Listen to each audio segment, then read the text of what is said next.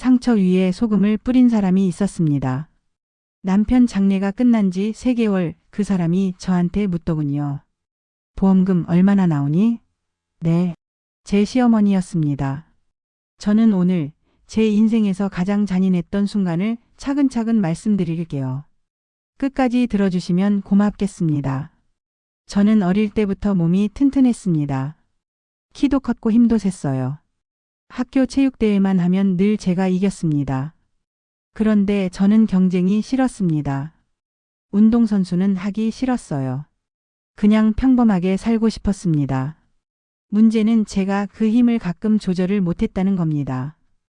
이거 왜 이렇게 안 열려? 영수야, 뚜껑 좀 열어줘. 언니 제대로 해보지도 않고. 나 줘봐. 그때마다 쌍둥이 언니가 나섰습니다. 쌍둥이인데도 언니는 유난히 여리고 저는 유난히 셌어요. 언니는 곤란하면 절 찾았고 또 절 놀렸습니다. 너 헐크냐? 너 여동생 아니고 남동생이지? 저는 그 말이 싫었습니다. 그 말 하지 말랬지. 그런데 어느 날 언니가 계속 놀리길래 순간 욱했고 손이 먼저 나가버렸습니다. 언니가 제 손에 밀려 정말 멀리 넘어졌어요. 저는 그 자리에서 얼어붙었습니다. 그날 이후로 다짐했습니다. 다시는 함부로 힘쓰지 말자. 그래서 학교에서도 친구들한테도 장난조차 조심했습니다. 얌전하게, 조용하게, 평범하게 살려고요. 그런데 제 힘이 꼭 필요한 일이 생겼습니다. 어느 날부터 언니가 이상했습니다. 퇴근하면 방문 잠그고 밥도 안 먹고 말도 안 하고. 엄마가 물으면 아무 일 없어.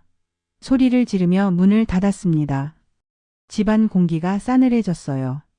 그러다 며칠 뒤 제가 혼자 집에 가는 길이었습니다. 골목에서 익숙한 목소리가 들렸어요. 왜 그래, 저번에도 돈 줬잖아. 나 요즘 빵도 못 사 먹어. 고개를 돌리니 언니가 여학생 3명에게 둘러싸여 있었습니다. 돈을 뜯기고 있더군요. 그 순간 제 속에서 뭔가가 뚝 끊어졌습니다. 야, 너희 뭐야? 지금 우리 언니 괴롭히는 거야? 쟨 또 뭐야? 똑같이 생긴 애 또 왔네. 꺼져. 저는 그날 도망치지 않았습니다. 그 아이들을 끝까지 밀어냈고 언니를 제 뒤로 세웠습니다. 아이들은 결국 도망갔습니다. 언니는 그제야 울었습니다. 쟤네가 학기 초부터 괴롭혔어. 책상 차고 애들 이간질 한다고 하고 오늘도 남으라고 협박했어. 나 진짜 힘들었어. 저는 그날 바로 부모님께 말했고 학교에도 알렸습니다. 그 아이들은 처벌받았고 언니는 상담을 받았습니다. 시간이 걸렸지만 언니는 조금씩 좋아졌습니다. 둘은 다시 붙어 다녔고 운동도 했고 웃는 날이 늘었어요. 저는 정말로 믿었습니다. 이제 끝났다. 그런데 인생은 한 번 더 쳤습니다. 성인이 된 언니가 또 무너졌어요. 살이 빠지고 잠을 못 자고 밥도 안 먹고. 그때는 더 답답했습니다.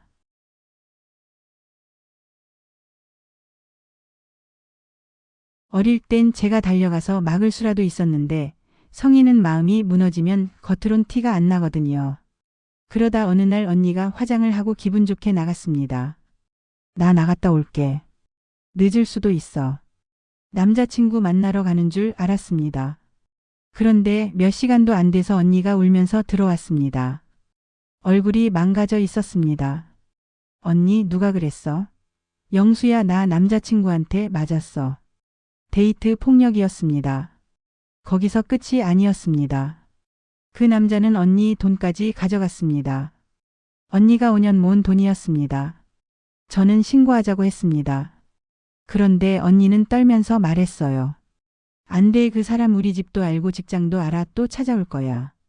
저는 분노했지만 동시에 겁이 났습니다. 그 남자는 결국 언니를 버리고 다른 여자에게 갔습니다. 언니는 그제야 숨을 쉬었지만 사람을 무서워했고 밖에 나가질 못했습니다. 다시 병원이 필요했습니다. 저는 언니 손을 잡고 정신과를 찾았습니다. 그곳 의사 선생님은 젊었지만 따뜻했고 말이 단정했습니다. 이 시기엔 가족 도움이 절대 필요합니다. 안전하다고 느껴야 뇌가 긴장을 풀어요. 규칙적인 생활이 중요합니다. 우리는 가족이니까 버텼습니다. 커튼 열어 햇빛 보게 하고 문 앞에서 점심 먹자 말을 걸고 상태가 괜찮으면 산책도 했습니다. 그리고 언니는 정말 조금씩 나아졌습니다. 그 무렵 제가 식당에서 의사 선생님을 우연히 마주쳤습니다. 한 번, 두 번 자꾸 마주쳤습니다. 어느 날은 같이 밥을 먹게 됐고 연락처도 주고받았습니다. 그 뒤론 언니 이야기뿐 아니라 제 이야기도 했습니다. 신기하게도 대화가 잘 통했습니다. 결국 우리는 연인이 되었고 결혼을 결심했습니다. 언니가 제일 기뻐했습니다. 우연히 이번 반복되면 인연이래. 너희는 인연이야. 우리 부모님도 환영했습니다. 특히 아빠가 남편을 엄청 좋아하셨습니다. 한서방 오니까 집이 밝아지는구나. 저는 감사했습니다. 그래서 시댁에도 잘하고 싶었습니다. 그런데 시어머니는 처음부터 절 인정하지 않았습니다. 의사가 물리치료사랑 수준 떨어지게. 그 말 한마디가 사람 가슴을 찢습니다. 남편이 막아섰습니다. 어머니, 사람을 직업으로 무시하지 마세요. 시어머니는 드러눕고 시누이는 저를 꽃뱀 취급했습니다. 그때 움직인 건 시아버지였습니다. 그만해라. 의사면 뭐하냐. 사람을 무시할 이유가 안 된다. 시아버지는 제 손을 잡아주셨고 결혼을 성사시켜 주셨습니다. 결혼하고 아이도 생겼습니다. 저는 이제 진짜 가족이 됐구나 싶었습니다. 어느 날 시아버지가 자전거 사고로 다치셨습니다. 시댁 형편이 넉넉하지 않아서 남편은 매달 50만 원 용돈을 드리고 있었습니다. 저는 말했습니다. 여보, 당분간 100만 원으로 올려드리자. 남편은 놀랐지만 제 마음을 받아줬습니다. 시어머니가 전화했습니다. 아유, 숨통이 트이겠다. 고맙다. 그런데 그 고마움은 저가 아니라 아들에게 가 있었습니다. 시누이는 남편에게 돈을 빌려가면서 갚지 않았고 시어머니는 돈 이야기만 했습니다. 저는 참고 또 참았습니다. 남편이 정신과 의사라서 남의 고통을 매일 듣고 견디는 사람이었거든요. 그런데 어느 날부터 남편이 공황 발작을 겪었습니다. 숨을 못 쉬겠다고, 가슴이 답답하다고. 남편은 스스로 치료도 받고 약도 먹었지만 마음이 이미 많이 달아 있었던 겁니다. 남편은 자전거를 타며 숨을 돌리려 했습니다. 저는 불안했습니다. 그리고 어느 일요일 남편이 혼자 자전거를 끌고 나갔습니다. 오늘은 멀리 다녀올게. 저는 말렸습니다. 여보, 오늘은 쉬자. 혼자 나가서 또 그러면 어떡해. 괜찮아. 사람 없는 데로 갈게. 그날 남편은 돌아오지 않았습니다. 전화는 안 받았고 낯선 번호가 걸려왔습니다. 경찰서입니다. 사고가 나서 병원으로 이송됐습니다. 병원에 도착했을 때 남편은 혼수 상태였습니다. 강변 계단에서 굴러 머리를 크게 다쳤고 뇌출혈이 심했습니다. 저는 손을 잡고 울었습니다. 여보, 일어나 제발. 하지만 남편은 끝내 눈을 뜨지 못했습니다. 남편 나이 46살. 너무 이른 죽음이었습니다. 장례식장은 지옥이었습니다. 시어머니는 기절했고 시아버지는 울면서 아들을 불렀습니다. 친정가족과 언니가 제 손을 잡아줬습니다. 장례가 끝나고 저는 사람이 아닌 것처럼 살았습니다. 아이들이 있어서 억지로만 움직였습니다. 그렇게 3개월이 흘렀습니다. 시어머니에게 전화가 왔습니다. 저는 솔직히 안부를 묻는 줄 알았습니다. 그런데 시어머니는 묻더군요. 보험금 얼마나 나오니? 그 말을 듣고 저는 숨이 멎었습니다. 며칠 뒤 다시 전화가 왔습니다. 이번 달 용돈 100만 원이 안 들어왔던데? 까먹었니? 그 순간 저는 시어머니가 사람이 아니라 욕으로만 살아가는 존재처럼 느껴졌습니다. 사별한 며느리에게 밥은 먹는지, 아이는 괜찮은지 그 말 한마디 없이 돈부터 찾는 사람이 제 시어머니였습니다. 저는 차갑게 말했습니다. 알겠습니다. 어머니께 드릴 게 있어요. 같이 보내드릴게요. 여기까지 들으셨다면 이제 마지막이 궁금하실 겁니다. 제가 뭘 보냈는지.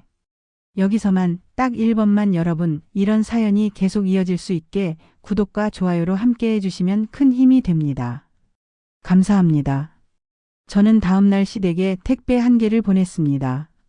상자 안에는 남편의 일기장 1권, 그리고 시어머니가 요구한 용돈 100만 원이 들어 있었습니다. 일기장에는 남편의 진짜 마음이 적혀 있었습니다. 증상이 심해진다. 어머니는 또 돈 이야기를 했다. 아내가 우는 걸 봤다. 어머니가 밉다.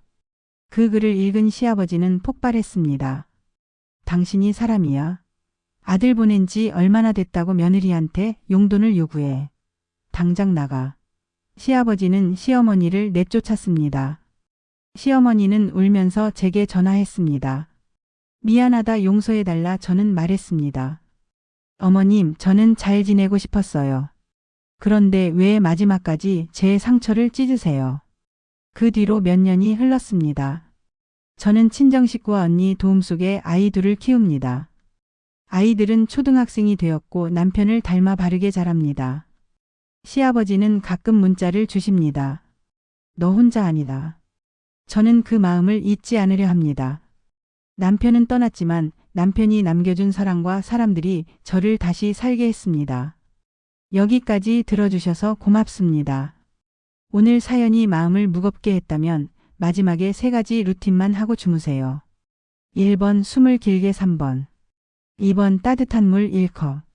3번 오늘 나를 지켜준 사람 한 명을 떠올리고 고맙다 한 번만 속으로 말하기.